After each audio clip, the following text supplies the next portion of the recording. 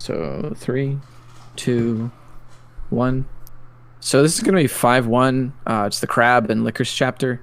The only thing that you have to do for inventory here is, as Chris, you just have to put the rocket launcher in your inventory and then just put it in whatever slot you're going to quick fire with. Sheva doesn't have to do anything. This chapter is going to be a bunch of movement around the liquors and just kind of managing their aggro. And you'll have to use 6 rounds of the grenade launcher, ideally. And then as Chris, you're going to be firing you're going to be killing the crab boss, and you want to shoot him in his mouth. We'll explain that when we get to it. So, go ahead. Movement's a bit janky at the beginning part. You're going to be like, you can't run straight forward. You have to kind of aim for the stairs. Otherwise, you'll run into this garden. You got to run around. Liquor AI in this game, they're pretty dumb. But because they're pretty dumb, they're a pain to deal with. Compared to RA2 and RA3. If they were intelligent, we can manipulate it. But because they're not intelligent, we can't manipulate it. So, dual action door right here. That sign can't stop me. I can't read. You'll get a mini cutscene here. Spam escape and keep running. There are new types of doors that are only used in this chapter. They're like the submarine doors where you have to turn the dial and then open them. So there's so right here, you can see on my screen and his screen as well, you have to spin the thing before we finally open. And we'll have another door momentarily like that we have to deal with liquors. Don't press the switch yet. Hold on. Oh, my bad. Actually, okay. Reset that. Okay. So pretty much, okay. Yeah. So there's a glass door right there. You can shoot it afterwards, but there's some cool tech. Where does it reset you? Perfect. Yeah. So once you hear the switch button, if you swing, okay, I'll just show. Once you swing your knife at the shutter, it'll break the glass right away. We're finally getting somewhere. So I'll just show this. I'll just do this one. So for PC, if you want to attach a controller, it's AD. Don't ever release it. It'll open automatically. Press that. So when you hear the switch go off, you're gonna knife, which will open this door already. You want to wait till Chris is about this distance away from you before you do the next chapter, because there will be a cutscene for whoever goes first of the liquor spawning, and Chris wants to be just behind you enough that he doesn't get the cutscene, but not too far back where the liquors have time to do anything to him. So what's going to happen is, because I get a cutscene, he's going to run on ahead. He will do another one of those doors while I protect him from the liquor behind him. It's a bit of RNG. If you're able to get a crit on a liquor, it'll fly back, which is good because it'll stun him for like 2-3 seconds. But if you're not lucky, he'll get stunned for half a second, and you have 2 liquors to worry about. It's important during this part, especially for vanilla runners, not to go on too ahead, because the liquors have a one-hit kill action on you that it needs your partner to help you with to survive. So actually, we'll just go ahead and show like an example of what happens when I get grabbed and one person goes on ahead. We'll just show a bad example right here. Okay. Yeah. Show me to just hang back, or just do the thing. I'm gonna get grabbed. So I get the cutscene, but Chris is gonna run on ahead during this. So you want to be shooting this liquor, because otherwise he'll interrupt Chris during this cutscene right here. Or not. Why does that? Not. Why does that? Yeah. These guys are dumb. Hold on, Alright, I need him to reset. Yeah, hold on. I need him to lick. So like, let's say Chris ran on ahead successfully. I need him to lick me. Yeah, see that? Right yeah, there. that'll happen, and you have to generally try to go to the knife. So we could reset. Yeah, it also takes a lot of health from you if it's not like an instant save. So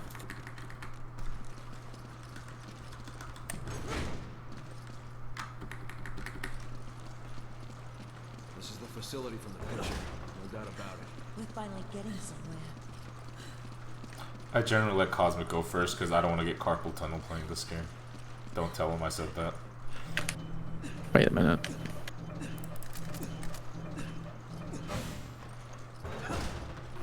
When you hear the switch, knife. wait. There we go. You can see from the map where he is. I'm gonna wait a little bit. There we go. That's perfect. This cutscene. Then start shooting this guy.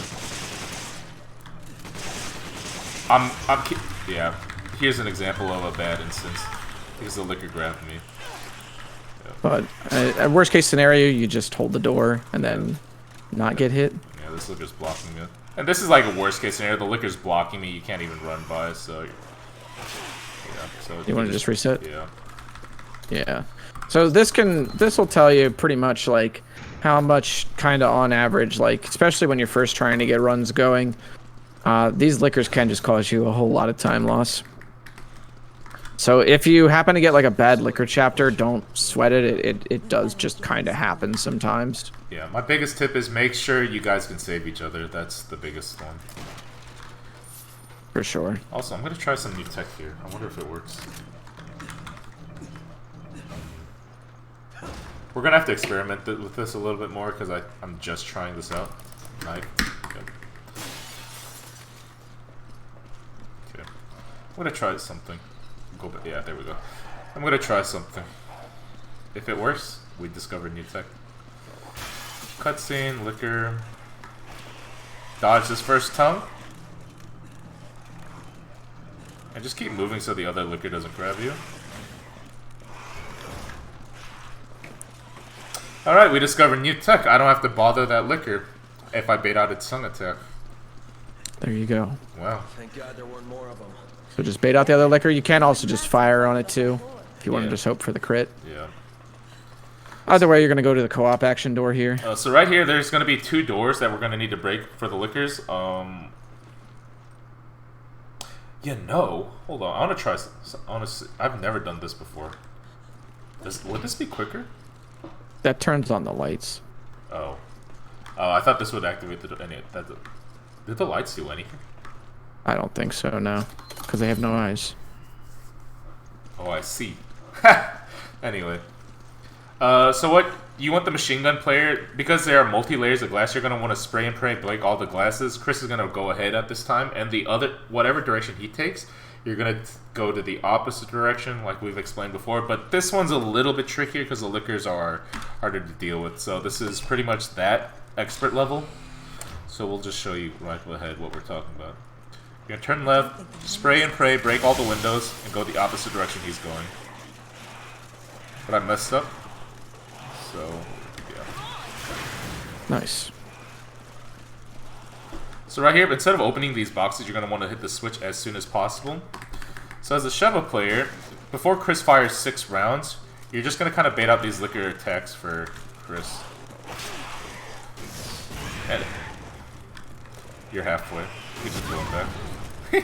Oh, my bad. You're good. You do want to kind of delay these shots, by the way. My bad. Oh, you're good. 3/4. You're right here because you don't want the liquors kind of being baited. Oh, wait. Can you blow them off me? I could try to. Go off the ladder. That's a little bit imperfect. I mean, that requires a lot of practice, and obviously we still need to require a little more practice. But the Chris player should only be firing 6 grenade launcher 5 shots rounds in the 5? Yeah, at maximum. 5, like 6 at maximum. 5 is really good because then you get an extra grenade launcher round for 5-3. Okay. Oh, so. yeah.